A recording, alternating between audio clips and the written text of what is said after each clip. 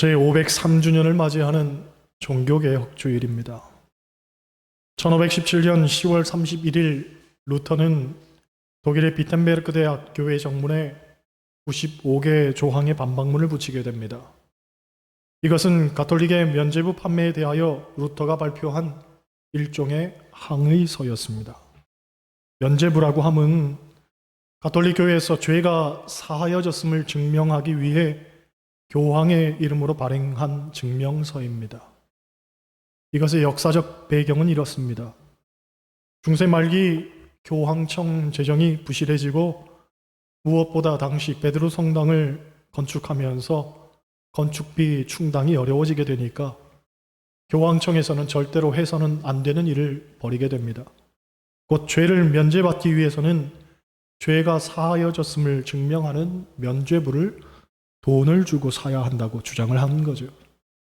심지어 교황 익스토스 4세는 이미 죽은 사람들의 죄도 면죄부를 사면 사하여진다고 하면서 면죄부 판매에 열을 올렸다고 합니다. 얼마나 기가 막힌 일입니까? 여러분, 죄는 예수 그리스도의 십자가의 보혈로 사하여지는 겁니다. 누구든지 그것을 믿기만 하면 죄의 사함을 받아 구원을 얻는 것입니다. 그런데 죄의 문제에 있어서 돈을 주고 면죄부를 사야만 죄가 사하여진다는 거죠. 얼마나 가톨릭 교회가 타락했는가를 우리에게 여실히 보여주는 내용인 겁니다. 때문에 마틴 루터는 이 면죄부 판매에 대한 자신의 견해를 반박문의 형태로 내걸게 되고 이것이 회중 사이에 큰 반향을 일으키게 되면서 결국 종교개혁이 일어나게 됩니다. 그리고 이러한 과정을 통해서 우리가 믿는 개신교회가 비로소 출현을 하게 되지요. 그런데 안타깝게도 약 500여 년 전에 일어난 종교개혁이 지금 우리들에게도 필요하다는 목소리가 적지 않습니다. 왜 그렇습니까? 그것은 한마디로 교회의 타락 때문입니다. 세속적 가치가 교회 안을 점령하면서 교회 안에 소위 가톨릭 교회가 팔았던 면죄부가 다시 머리를 들고 있기 때문입니다. 한국 교회의 7가지 죄악이라는 책을 보면 오늘날 한국 교회가 가진 7가지의 문제들을 열거합니다. 일면 공감하는 부분이 많기 때문에 자성하는 의미로 소개하려 합니다. 첫째로 목사는 예수님 닮은 종이기보다 권위적이고 독선적인 제사장과 같이 교인들 위에 군림하기를 즐겨한다는 겁니다. 성경에서 예수님은 낮은 자의 표상이었고 밑바닥 인생들의 벗이었습니다. 그런데 한국교회는 지금 예수님이 가셨던 길과 정반대의 길을 걷고 있다는 거죠. 둘째로 교회는 이념 편향적인 집단, 바꿔 말하면 사랑과 관용이 없는 곳이 되었다는 겁니다.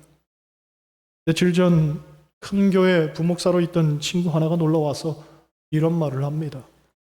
코로나19가 확산되어서 어쩔 수 없이 주일 예배를 드리지 못한다고 했더니 세 가정이 교회를 떠났다고 합니다. 왜 예배를 드리지 않느냐 하는 불만에서였다고 합니다. 그런데 몇 주가 지나서 다시 예배를 드리게 되었는데 이번에는 4가정이 떠났다고 합니다. 이 시국에 왜 예배를 드리는가 하는 불만에서였다고 합니다. 내 생각과 달라도 이해하는 것이 아니라 내 생각과 다르면 가차없이 떠나버리는 게 오늘날 교회의 현주소더라는 거죠. 셋째로 설교는 그저 설교를 위한 설교, 소비되는 설교, 현장을 떠난 말의 향연이더라는 겁니다. 말은 그럴싸하면서 인격은 뒷받침되지 못하고 성도들의 삶은 전혀 이해하지 못하며 심지어 때로는 교인들 겁주고 되지도 않는 말이나 늘어놓는 설교자들도 많더라는 겁니다.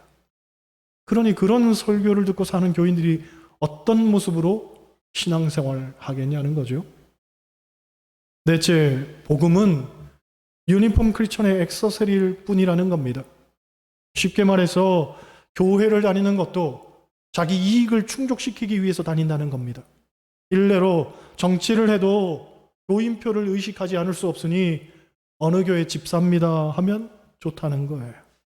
어느 교회 장로입니다 하면 더 좋다는 거죠. 지난 선거 때에 어느 국회의원 후보자 별명이 종교통합이었습니다. 강남 어느 교회 집사님이라 기독자유통일당에서 비례대표로 공천이 되었는데, 이분이 알고 보니 불자들로 구성된 국회의원 모임 정각회 회원이었고, 일주일에 한 번씩 꼭 새벽 예불을 드린다고 기자와 인터뷰도 했습니다. 분명 집사님이라고 했는데 수십 년 절에 다닌 거죠. 그런데 얼마 뒤에 성당에서 천주교 세례를 받아서 엘리사벳이라는 세례명도 있다는 것이 밝혀졌습니다. 결국 이분이 교회도 다니고 절에도 다니고 성당도 다니고 그런다 해서 별명이 종교통합이었습니다. 여러분, 이분이 믿음이 있어서 교회를 다녔겠습니까? 아니라고 보는 거죠. 결국 자기 이익을 충족시키기 위한 수단으로 교회를 다닌 겁니다. 그런데 이게 한국 교회의 모습이라는 거죠. 교회가 대형화되면 될수록 그런 액세서리가 필요한 유니폼 크리스천들이 수없이 양산되는 것은 자명한 일입니다. 다섯째, 전도도 교회 성장을 위한 수단에 지나지 않는다는 겁니다. 여러분, 전도는 영혼을 구원하는 가장 고귀한 일입니다.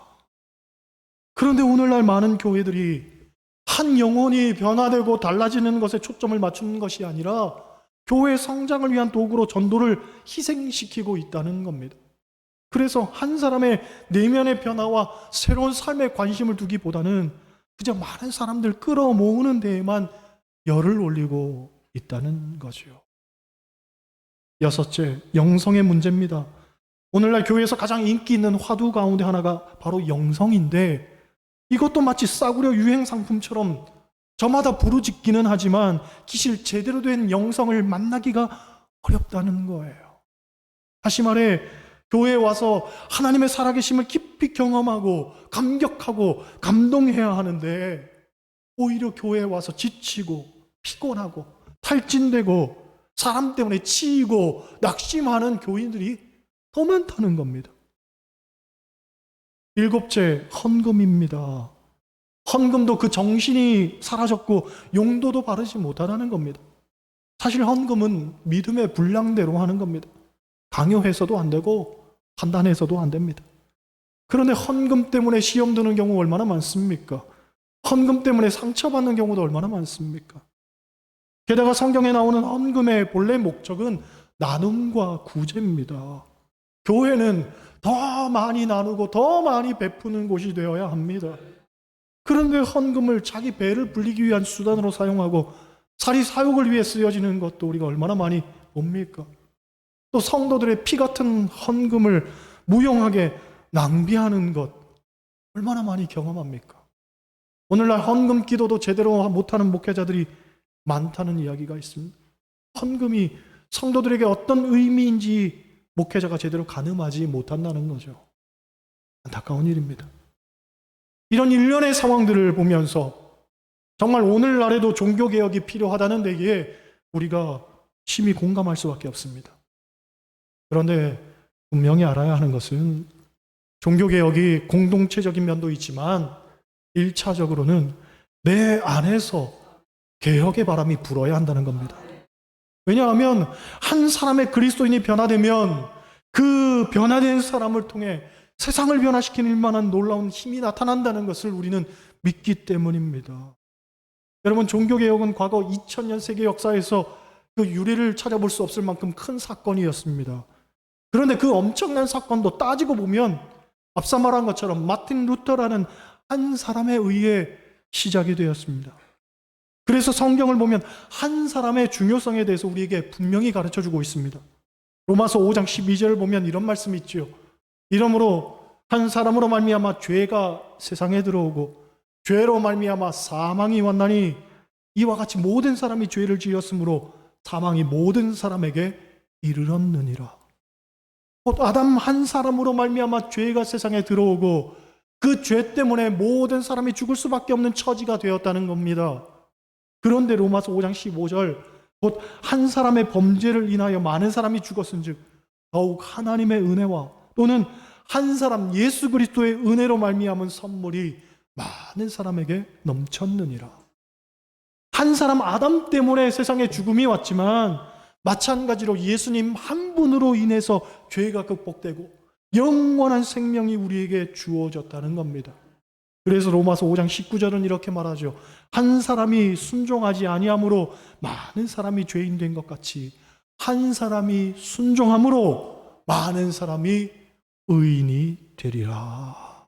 할렐루야. 그렇습니다.